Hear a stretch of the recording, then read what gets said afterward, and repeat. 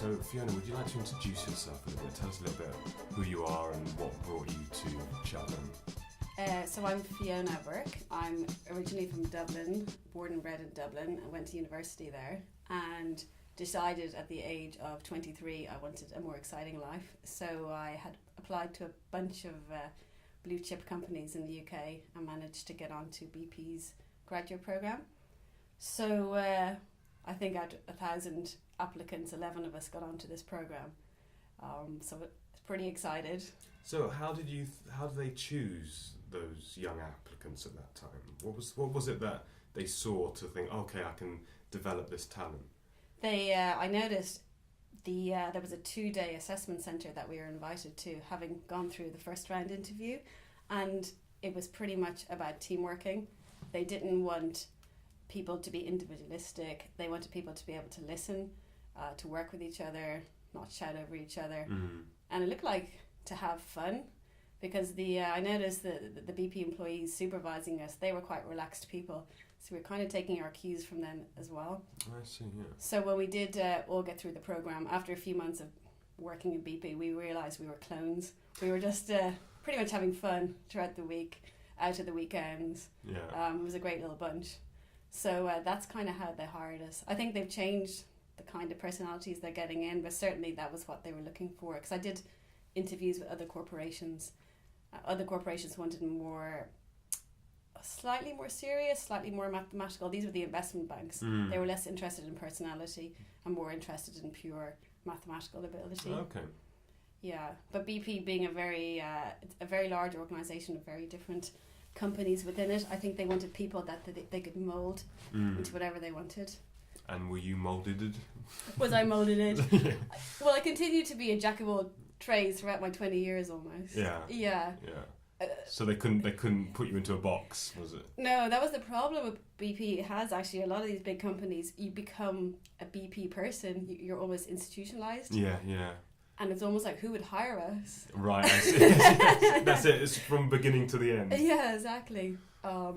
Most people, stay till retirement, or at least what I've done, at least 20 years, which is a very long time these days. Yeah, these days. Once upon a time, that was normal, wasn't it? You get yourself a good job, you stick it, and then you get your gold watch or silver watch at the end. That's right. That's right. Yeah. So, what were the exciting moments while you were? What exactly were you doing in BP? It was always front line, front office is what they would call it. So I was always within the trading arena. Okay. I worked within what was then called Oil Trading International. Yeah. It's our big oil trading floor. Okay. Had been based in Broadgate Circle, and then they moved us to Canary Wharf. Yeah. I had also worked in gas and power in operations. I worked in BP Treasury's currency trading room, and my last role was within the oil risk management team. So what does that mean? Do you actually trade, or do you? How does that work? I was effectively the risk manager for the customers. So in Treasury, I had internal customers. Okay. The massive projects that were building a rig, right, or building a ship, or looking for oil. My last job in the oil area was, my customers were external. So the major shipping companies, airlines, refineries, smaller trading houses, and I moved to that because after the unfortunate oil spill, I started worrying about the future of BP, and I was thinking, I need a real job. If this company goes under, I can't just have serviced internal customers. So I needed to ensure that I made a lot of contacts should the worst happen. Luckily, it didn't for BP. They did manage to get themselves out. That was quite. Because I studied that in leadership on really? And how so much was outsourced and they couldn't actually read and monitor what was going on.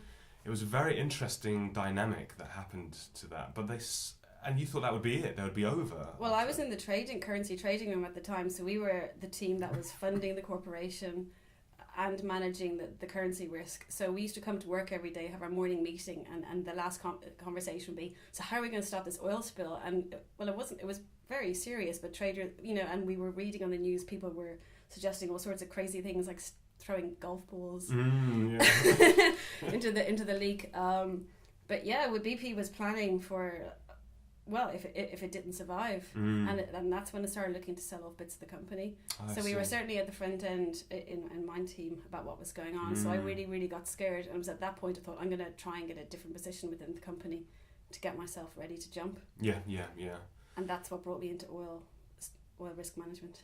Okay. Yeah. And so what was the thing that you loved about your job? What was the thing that kind of got you buzzing from it? The teamwork and working with really bright people and really funny people and people who perform well and are really driven. I never really realised what I liked about it until I look back. It was certainly the fun, but actually it was more than that. Now, considering what I'm doing now, back then it was everyone had drive. Nobody was lazy. And if you made a mistake, people owned up and they wanted to improve their performance. And that's kind of the person I am. But I hadn't really realised it. And it was really, because you see everyone else perform so well, you want to do even better. Yeah. And we're paid bonuses as well, which is that also helps. quite yeah. And we know if we make a mistake or whatever. So what kind of bonuses were you working for? Are you allowed to share that? Is it? They would all be at least 100% of your base, 100% plus. 100%, wow. Yeah. Intense. So I suppose. Do you find that the bonuses motivated you as much as working with a team of excellence? What was your driving? Because there's lots of research that argue different types of motivators. What was your experience? Because that's a huge bonus you're getting. That's right. Was it a driving force or was it something else? No, because whether it was a bonus or had that been part of my pay, it wouldn't have changed my performance in any way. Because after you get your bonus letter in March, you almost forget about it. It's a relief, and then you just continue on.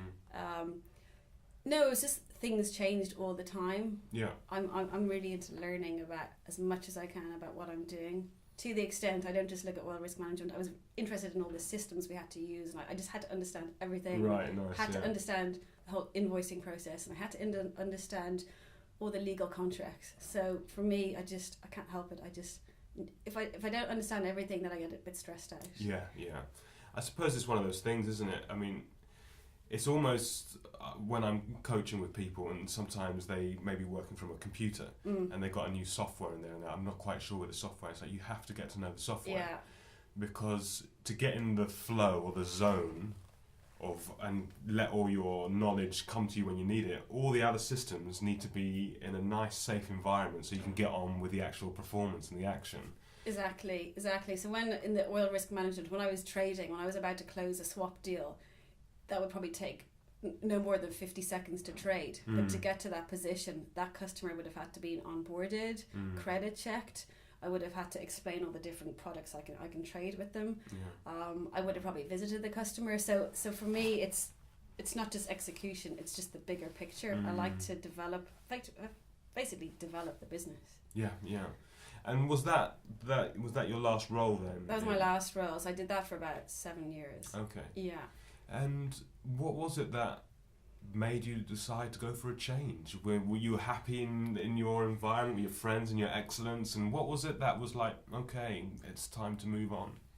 So I did have my daughter 2 years ago, and before I had her, the previous couple of years, I started thinking, I wonder where I'm going to move next in BP, and I was thinking there's nowhere else I want to be other than the trading floor, and that doesn't really sit well with management in BP. They're beginning to change. They want people to move around the company, but at the same time it's a difficult situation for a trading floor because traders can't move. They don't have the ability to do anything else. But at the same time I started thinking, okay, well, I am actually beginning to get a little bit tired of this. I've done my partying and you know, sometimes your clients are not your friends, so it's hard work making conversation. And then after having my daughter, I had 6 months of maternity leave, and I got to not commute every day. I got to have a bit of time to relax, even though I had a newborn, but she was an easy baby. So you got a taste of the outside world. I got a taste of freedom. And not taking the train from Mortlake to Canary Wharf every day was like... How long was that?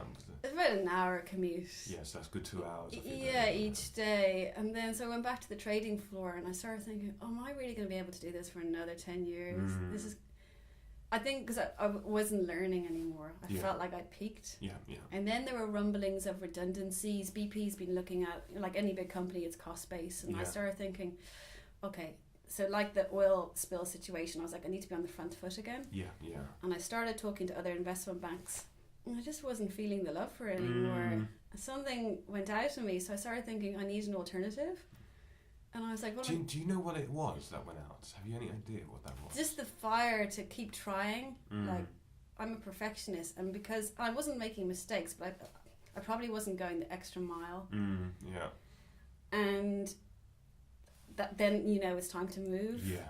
It's not right for myself. It's not right for the corporation. I mean, on the face of it, I was still performing well. My results were good, but I knew I would be sitting there. I'd be lying to myself, kidding myself that I was enjoying it. When you said that moment where you weren't going the extra mile, I relate to that because that's when I retired from the dance business. It's when I had my hand on the ballet bar and I was just like, I'm just not in this anymore. Yeah. And then, I don't know how it was for you, but then the work becomes so much more effort. The effort becomes so much more immense when you don't have that love, I suppose, carrying you, and it's just forcing through. And that was when I decided to hang up my ballet shoes. Yeah. Was when the love had kind of disappeared. It was time to move on. Is it a similar thing that you were feeling? I felt so, and the people that I have stayed within the team, I do feel they're basically there for the money. Yeah. And it isn't as much fun anymore in the financial sector. It's all about compliance. It's all about regulatory capital. It's tough. You're worried about making mistakes. Margins are much smaller. There's a lot more competition. You've got brokers in your space as well. So I feel, and also when I had that 6 months off, it was just nice to be able to choose what I wanted to do with my day. And within a corporate job, it's very institutionalized. Every 6 months you have a performance review. You need to talk about how you're doing, your weaknesses, your strengths, where you want to go. I don't know, you get to an age where you're like, I feel like I'm being spoken to like a child. Yeah. And I don't need to explain where I want to be in 5 years. And so it was kind of, I suppose, as I say, 20 years was enough in that space. And trading is quite a narrow space as well. And also I got stuck. The pay that we were on, I wouldn't have got that elsewhere within the corporation. So financially I'd got stuck. Yeah. It was going to be hard to move. So then the move did come. And then the move did come. So then I was like, I kept in touch with a really good colleague of mine who had worked in my team, Aaron Howell, and he had made the move 4 years before that. He took a sabbatical for a year and went off with his partner to China to travel, and decided after a year he didn't want to come back to BP. So he bought a hotel. He bought a hotel in Salisbury, not having ever done it. And that was something he'd always wanted to do. But anyway, I kept in touch with Aaron, and I was always intrigued with his work-life balance. Suddenly he was on similar pay, which is not all about pay, but he was on similar pay, yet he was working 2 hours a week. I'm like, hello. I think he's oversimplified how it got to that stage, but we met up probably every 6 months, and we'd have a drink in Canary Wharf, and Aaron was looking so slim and so healthy and so relaxed, and we're there looking grey and haggard, meeting in a bar in Canary Wharf, stressing, we are being a few minutes late because a client came in and just needed to trade or whatever. So as I say, when I came back after maternity and I started getting worried about future redundancies, I rang Aaron and I went, so how'd you buy a hotel? What do you do? How do you buy a hotel? He's like, okay, well, these are the estate agents. So I Googled a few, and he helped me. I didn't even know what size hotel I needed to buy to maintain my lifestyle. So he was like, okay, you need to have a turnover of at least $500,000. You need to have at least 12 or 14 rooms. And it's harder than you think to find a business like that. So I Googled Collier's estate agents, and then this property came up in Cheltenham, and I'm like, well, that's a pretty building. I'd never been to Cheltenham. All right. So Aaron and I went down to view the business. At that stage, it was kind of a joke. Yeah. Because I hadn't told anybody other than Aaron and a couple of my close colleagues at work, who again thought because I'm notorious for putting offers in and pulling out and stuff. So it was all a bit of a joke, really. Yeah. So I viewed it in September 2017. I even put an offer in because that's what I do. Okay. Wasn't taken seriously because I was about $400,000 off the asking. But the more I viewed online properties to buy, that one kept being particularly the right one, because another one came up in Bristol, a grade 2 listed and needed a ton of work. Yeah. So I went back for another viewing with Aaron, and we started thinking, no, let's get serious about this. Then it was the first time I've ever encountered sexism pretty much in my whole career, was when the estate agent wouldn't take my offer, didn't believe me that I was serious. I had to get Aaron to put the offer in on my behalf. Really? Yeah. Yeah. So how? He was just a nasty, insecure piece of work. Wow. I've never. So having come from a male trading floor, Yeah, where I you- managed yeah, a 20-year yes, career, yes. I kind of potentially leaving it, and I can't even put an offer in on a business I want to buy. I don't know. He didn't believe I had the funding. He thought, well, you don't have any background, so how would you even, like, why would you do this? So that was a battle even to get my offer accepted. Interesting. Yeah, and it was only when I actually formally told them, look, I've given notice, or I will be leaving BP, that he told the vendors to get going on the legal work. So he delayed it like a few months as well. So even to buy the business was a nightmare. So did you work with that person then? Yeah, but he, I say work.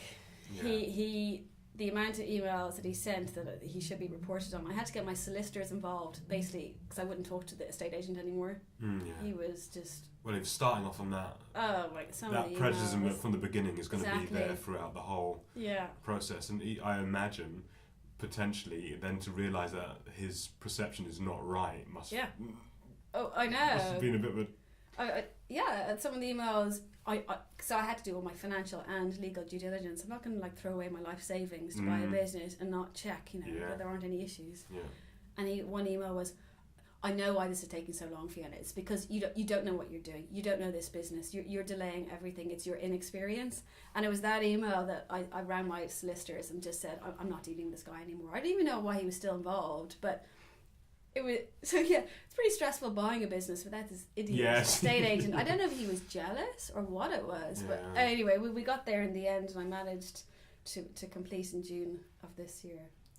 Great. So here you are. Here I am. And the day of completion was very funny. So I'm sitting there in the hotel with the owners and waiting to get the phone call that the purchase has completed. So the phone rang and my solicitor said, okay, Fiona, you now own a hotel. And I just looked at the previous owners going, what do I do now? And then I'm like, so I ran out to reception because they were about to take a payment. Somebody was checking out. So I'm like, no, you got to use my credit card machine. It's my business now.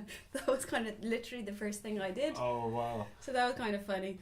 But yeah, the first few days I was walking around the business going, I don't really know what's going on here. I don't even know how many staff I have. I barely know their names. You remind me of when I had my first child and it was in the cot and it was just like, where's the pamphlet? What do I do now? It's just that kind of like this huge responsibility and like there's nothing. I know. There's no books about how to run a hotel. So I did bring Aaron there for the first day, more for moral support. Yeah. And I can't remember if my parents even knew I'd completed that day. I had kept it quiet because they're still in shock. I think at that stage they knew I was buying it. They only knew with it probably 4 weeks previous, but it was certainly but you get to the basics really quick. The number one thing I did within 24 hours, did all the credit card payments come into my bank account? Did I have cash in the bank? Yeah. And now I'd done a lot of pre-work as well. I'd spoken to my bank and I'd had the bank accounts, credit cards, machine set up. So that was the number one priority, was money coming in. Yeah. Yes, okay. Yeah. That's amazing. Okay, so you got your foundation together. So how do you feel about the decision? So you've left 20 years in, like you were saying, like institutionalized into a certain business. You've looked for a taste of freedom, of a lifestyle, a lifestyle choice, and you've now made that decision. How does that feel now?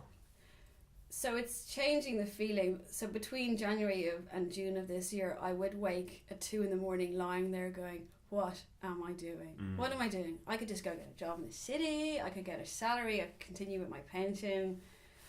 I kind of know banking, so I could just stay with it. I'm going to leave London with my toddler to run a business. I've never run a business. How do I even... I don't know anything about hotels other than... Well, I've stayed lots of nice ones. That's about all I know. Yeah. So it's kind of morphing every day. The confidence is growing though. But actually, the longer I'm doing this, the more I realise I know. So I didn't think I knew anything. But actually from a corporate world, you know, so, and also your characteristics, your abilities. Yeah. You're very much into detail. Yeah. To almost OCD. Okay. Yeah, I think I imagine all that history, all that knowledge that you have of and being successful in a really high excellence environment, as soon as you get your feet, that's just going to start gaining momentum in what you're doing now. Yeah, because I must say I'm never really good at selling myself. I don't think and I think maybe that was a problem as well in BP. I had all these men getting probably paid more, getting more, you know, getting promotions, and I probably wasn't towards the end of my career, and I knew something was wrong. But now I'm actually getting the confidence, and now I believe more in myself and what I'm able to do. Yeah. And it's actually how you approach a problem. So you don't just freak out and go, I can't cope with this, I can't cope with this. You look at it and you go, okay, so what is actually going wrong here? Yeah, yeah. And is it a crisis or isn't it a crisis? Because it's quite, I shouldn't laugh, but it's quite funny. My staff, they're great, but everything is a crisis. Right, yeah. Their words are, Fiona, we have a situation. And I'm like, you just need a walkie-talkie. Yeah. I now laugh and go, tell me, what is the situation? We have invalid credit card details for a customer who's arriving in 2 days. Have you phoned the customer? No. Okay, phone the customer. Okay, good idea. Or the other day, Fiona, we have a situation. The door in one of the bedrooms, you can't open it from the inside. We need a locksmith. Have you phoned a locksmith? No. So it's kind of... Okay, just like deal with it, yeah? Deal with it. Yeah. So yeah, it's just the ability not to be phased and just to kind of see the problem and figure out, okay, well, if I can't solve it, let's just find people to fix it for me. Yeah, yeah. I think that's a wonderful thing, isn't it? It's breaking it down into manageable chunks. Yeah. Otherwise, it becomes an emotional overwhelm, and you can't see anything. No. Exactly, and you know, when you run any business, there's all different issues going on all the time. You know, is there enough cash flow? Do I have enough staff? Are my staff happy? Yeah. In my case, do we have enough mushrooms for tomorrow's breakfast service? Yeah. Because it's important, especially a cooked breakfast, to have those mushrooms on. Very important. Yeah. I was actually going to get rid of my cooked breakfast, but I've realised it's part of my offer. I know. So. Yeah, I think there's one thing, I don't have cooked breakfast much, but if I go to a hotel, cooked breakfast is the thing that I look forward to. Exactly, and it's the last thing that people will think of before they check out. Yeah, and it is. It's funny when I think of great B&Bs that I've been in. The cooked breakfast is out there in the memory. And the coffee. So I did sort the coffee within the first week of the business. By chance, a coffee company came by with some brochures and samples, and we now have cafetières with freshly ground coffee. Nice. And people are loving it. I'm a big coffee drinker. Oh, okay, so yeah. So making sure there was cash in the bank and good coffee. Yeah, that's when you write your book. Yeah, that's all you need. Yeah. So, where do you see the future go? What aspirations do you have for your company, for your hotel? More hotels. Okay. More hotels. This one I need to expand to get more rooms, because I did toy with putting coffee shop in, but it's a lot of work, and the revenue you get from just selling rooms is a lot higher. Okay. So I'm just currently, my uncle's a developer and architect, so we're working on designs both for converting the staff quarters into bedrooms and then adding an annex. Okay. Assuming I get planning permission. Yeah, yeah. And then that extra revenue will enable me to borrow enough to buy a new hotel with Aaron. Oh, wonderful. So that's our 5-year plan. Do you know where... Oh, you've got a 5-year plan. Yeah, this time we do have a 5-year plan. We did, yeah. And that's interesting, because when people ask you what's your 5-year plan and you're quite happy with what you're doing, then it becomes an irritation. But when you have a growth that is authentic and something you enjoy doing, then a 5-year plan makes a lot of sense. Yeah. I would like it to be a 4-year, but I'm not sure 4 is possible. What about 3? I would like 3, but 3 actually potentially is possible. If I can get my planning permission, I can get building and I get the revenue in. Yeah. My bank has offered, well, actually within the first few weeks, he's offered to lend me the money I need for the extension. He said normally you'd have to go through the credit control process, and they want you to be in business for 12 months, but your business ideas are so concrete that we wouldn't say no. But I am going to just give myself a little bit of breathing space and work on just getting the right designs and stuff. And with yourself and Aaron, are you trying to get a model that you can then continue repeat, or will it be individual? Each one will be individual. I think the next one will be more like his business, which he's a serviced apartment hotel, so he has longer stay customers. That's easy to manage. You just need housekeepers, you just need one receptionist, and you're not dealing with cooked breakfast. Right, okay. There's a lot of admin with cooked breakfast. I keep mentioning it, but I have a couple of chefs. I have a lot of food arriving every day. I didn't. So there's a cooked breakfast actually takes in quite a bit of energy from the pain. Is it? Luckily, I found an amazing chef who now does everything for me in the kitchen. He does the health and safety. He sense checks the prices. He ensures we're getting the best value but the best quality. He's training up the other chef to make sure we have a consistent meal. If you want pancakes, you want to make sure it's the same when he cooks it and when the other guy cooks it. So he does the kitchen. 'Cause I must say, I like eating, but cooking is not my forte, as anyone will ask. So I know where my skills are, and it's not in the kitchen. So knowing you have the right people. Yes, and it's also knowing what your skills are. Putting the energy in what you're good at. Exactly. So you and Aaron will be having your own corporation around the whole of the... Is it the UK, or are you going to go further Aaron afield? jokes about having one. He wants one in Florida, and I potentially want one in Ireland. Okay. But I think the one in the 5 years is... We're talking about where we want it, and I think realistically it would be easier to either have another one in Cheltenham or another one in Salisbury, just to be able to pop in and check. I'm not on site that much, but when I am needed to be there, so...